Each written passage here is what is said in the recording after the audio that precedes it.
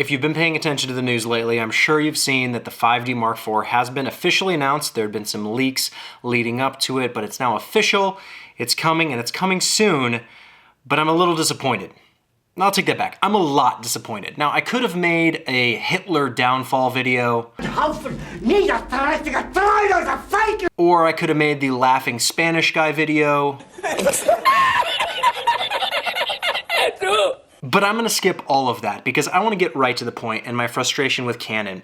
Now, if you know anything about me and my channel, you know that I'm a video guy. So if you are into photography, you like taking photos, and you like the 5D Mark IV because of the photography aspects of that camera, don't worry about me, don't worry about this video. I come from a video perspective. I like photos, I like photography, it's just not my bread and butter. The main thing I like about Canon, way back in the day, the thing I liked most about them was that they revolutionized the industry and they added video function to the 5D Mark II and it changed everything. It was a big deal. Now, I like that camera. It has a lot of downfalls. There's a lot of problems with that camera, but they fixed some of them with the 5D Mark III, but it still wasn't perfect. If you've seen any of the other videos I've made on my channel where I talk about the 5D Mark III and how it's not 1080p, go check those out. It's not a 1080p camera, but I was hoping with the 5D Mark IV that they would do 4K. And they have done 4K in like the most half-assed way you could do 4K. Now, let's get right to the specs because the 5D Mark IV shoots 4K, but it does so with a 1.74 crop on the sensor. So, 5D Mark IV, great camera because it's full frame. That's why a lot of people are gonna buy it. They like the full frame look. But shooting 4K on the 5D Mark IV will not give you full frame. It's gonna give you 1.74 crop, which is not the end of the world. I'm sure there's gonna be a lot of Canon fanboys who say, oh, that's pretty close to APS-C, which is pretty close to Super 35, and that's the movie format. Yet all the excuses that they can throw at it, which are the same reasons that they said that cameras like the GH4 were not good enough because it's not that full frame look. So if you're gonna buy the 5D Mark IV and you think you're gonna get full frame aesthetics in 4K, it's just not going to happen. You're gonna have to find another camera to do that. And right now, the only one who's really offering that is Sony. Sony cameras have other problems in my opinion, but I was really hoping that Canon would deliver, but they've introduced the 30 megapixel sensor, which makes doing video even more challenging. So it's just further proof that Canon is 100% invested in photography for their DSLRs. They're not interested in video at all.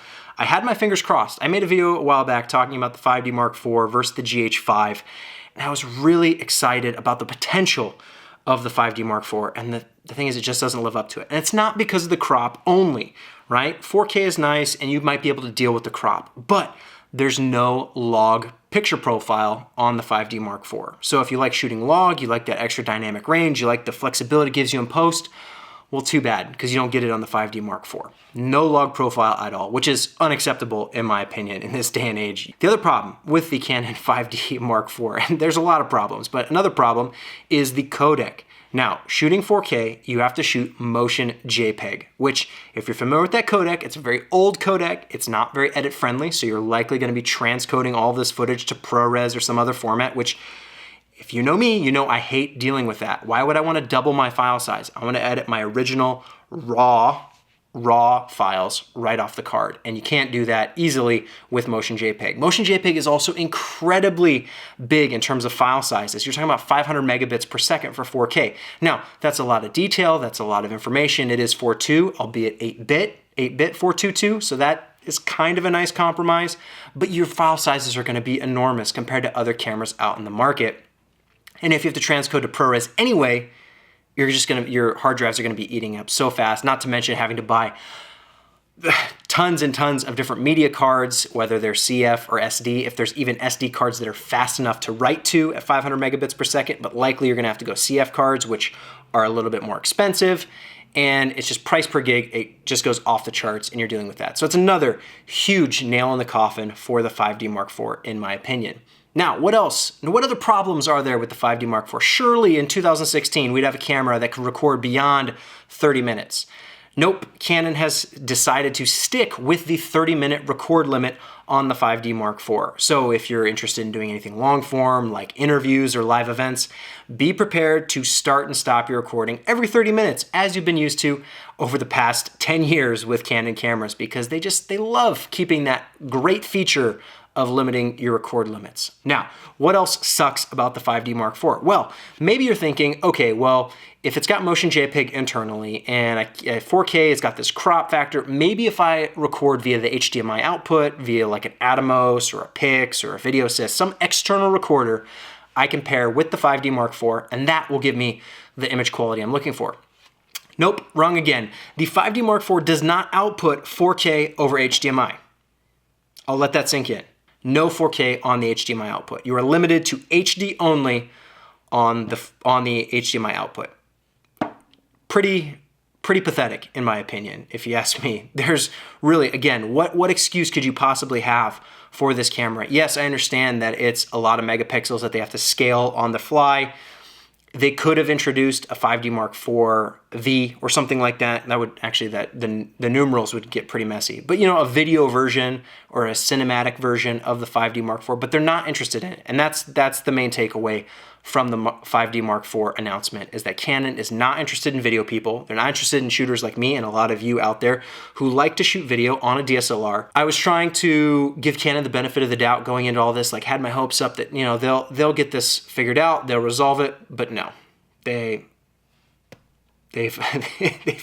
just totally messed it up, and there's no excuse if they're interested in the video market. Now, I understand that Canon has the really high-end cinema cameras that they'll say, and really high-end, they're not really that high-end, but more expensive. There'll be people say, well, if you don't like the 5D Mark IV, just go buy a C100 Mark II, or go buy a C300 or C500 or a rumored C700.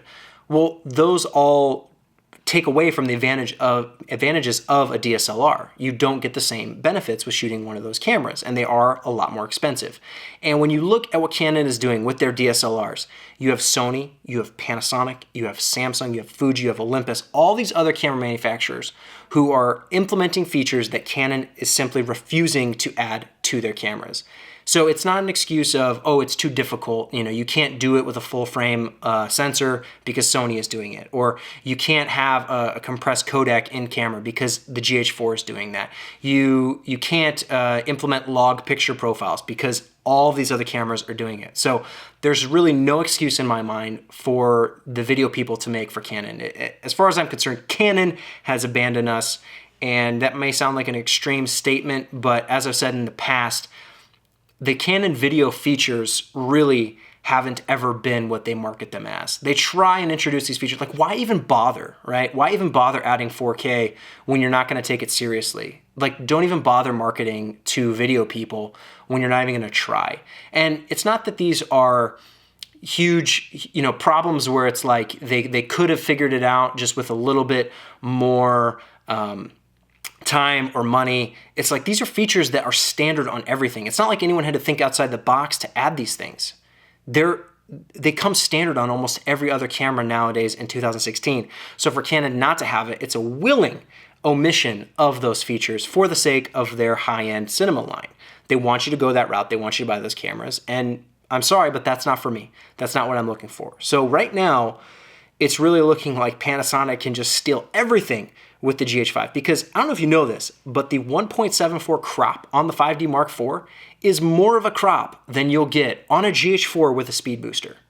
Like, let that sink in. A camera, the GH4, renowned for, you know, infamous for its severe crop factor in 4K of 2.3. If you put a speed booster on it, you have less crop than you do on the 5D Mark IV, a full frame camera. And there's no speed booster solution for the 5D Mark IV because speed boosters don't work on the EF mount.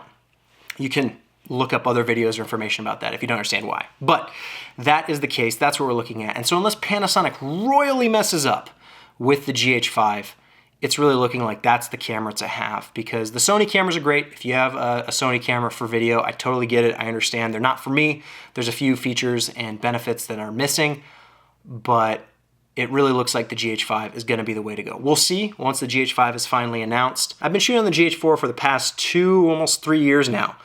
And, you know, it's time for an upgrade. It's been a great camera, but I'm willing to look at what Panasonic has next in line with the GH5, because hopefully, I'm hoping, fingers crossed, that it's going to be a substantial upgrade. But as far as the Canon 5D Mark IV goes, it's just totally discounted. Unless the footage is phenomenal, I can't see a reason to get that camera. for video people. Again, if you're into photography and you want to buy it for photos, by all means, go right ahead. I'm sure it's a great photo camera, but it's just a shame that Canon has taken this route and decided to neglect all the video shooters out there who they really inspired back with when the 5D Mark II came out, because like I said, that was a revolutionary camera, but seems like they don't care anymore. So that's the situation we're in.